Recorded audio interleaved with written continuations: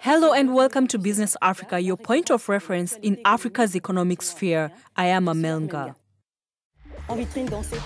In this edition, Cameroon's national carrier plans to take off. Oil exporting countries move to cut production after a meeting in St. Petersburg in Russia. And in Madagascar, the country has issued new banknotes. After several years of turmoil, Cameroon's national carrier has embarked on a recovery plan at an estimated 91.5 million euros over the next 5 years. Jean-David Mihamle and Michael Dibé report. It's been 6 years of existence with already 5 Director General and a huge commercial debt. CAMAIR-CO, Cameroon National Air Carrier, has finally decided for a full comeback. The recovery plan provides for an investment of 91.5 million euros over the next 5 years.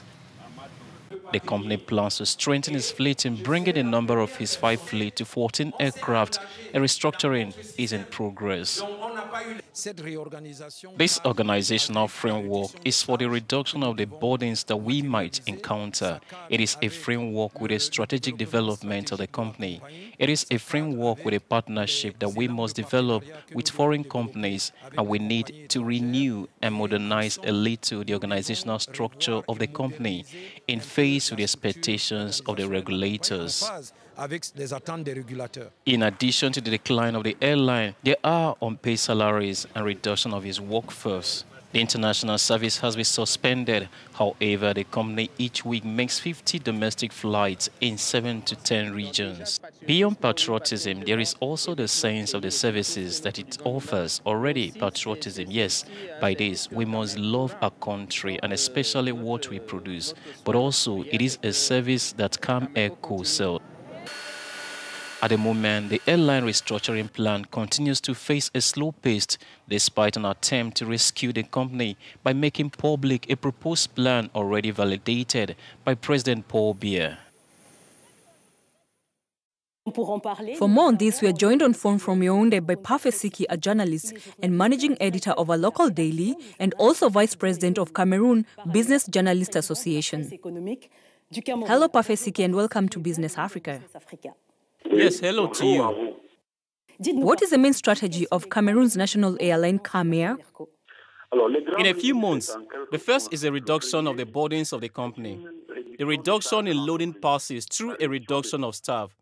You know that CAMAIR-CO had a staff bloated compared to the number of the aircraft. CAMAIR-CO is refocused on coal for a domestic transport. It is essentially 8 routes in Cameroon, and that of Cotonou and Gemena, which are considered by CAMAIR-CO as home networks. Because in the framework of the restructuring, there are 2 737 which have been redeemed today.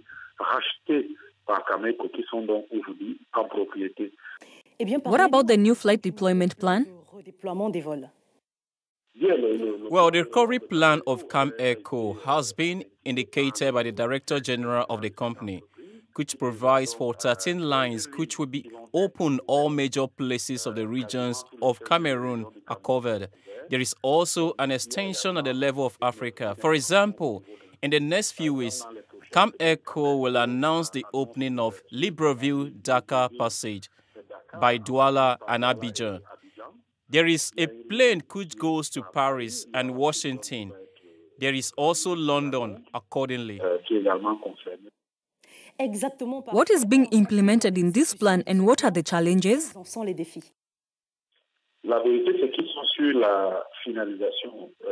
The truth is that they are on the finalization period, or if you want, on the beginning of the execution of the recovery plan.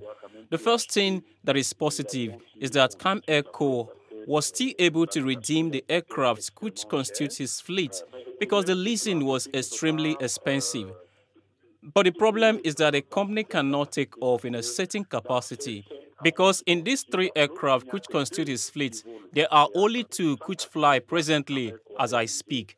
a MHA60, which has a 50 seat, and currently there are still obstacles on the part of business.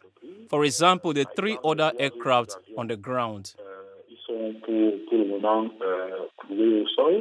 And finally, Parfait, how do you view the support of local banks? Yes, because these are local banks that allow companies today to bail out.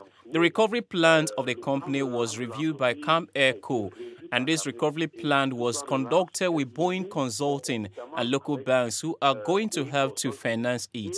Therefore, the banks knew that CAMAIR-CO has the guarantee of the state and that it has confidence in this company and can lend it the money as already seen. The redemption of the 2 737 Boeing by CAMAIR-CO could only be achieved through a financing of private banks. But the question is, where can they go with CAMAIR-CO and what guarantee that the airline will submit in order to be able to proceed to a repayment of loans as contracted? Thank you very much for talking to us. That was Parfait Siki. He is the managing editor of a local daily in Cameroon's political capital. I am pleased, and a very good day to you. On to Russia, where OPEC countries on Monday called for a cut in oil output during a meeting in St. Petersburg. Nassis Ndumbe and Jeremy Fisayo have more. The Organization of Oil-Producing and Exporting Countries, OPEC, says it is monitoring rising production from Nigeria and Libya in its attempts to address weak compliance with output cuts by some OPEC states. OPEC had agreed with several non-OPEC producers led by Russia to cut oil output by a combined 1.8 million barrels per day from January 2017 until the end of March. But OPEC states Libya and Nigeria were exempted to help them recover from years of unrest. The agreement to curb output pushed crude prices above $58 a barrel in January, but they have since slipped back to between $45 to $50 as the efforts to drain global inventories has prolonged. We remain supportive of our brothers and partners in both of those nations as they work on the recovery of their oil industries and their economies.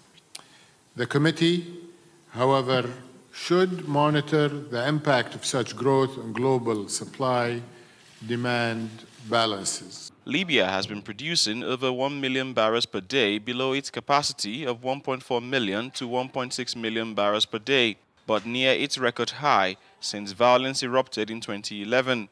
Nigeria has also increased its production. We are taking a short break, but before we do, Madagascar's central bank is set to issue new banknotes, but not everyone agrees with the move. More on the other side.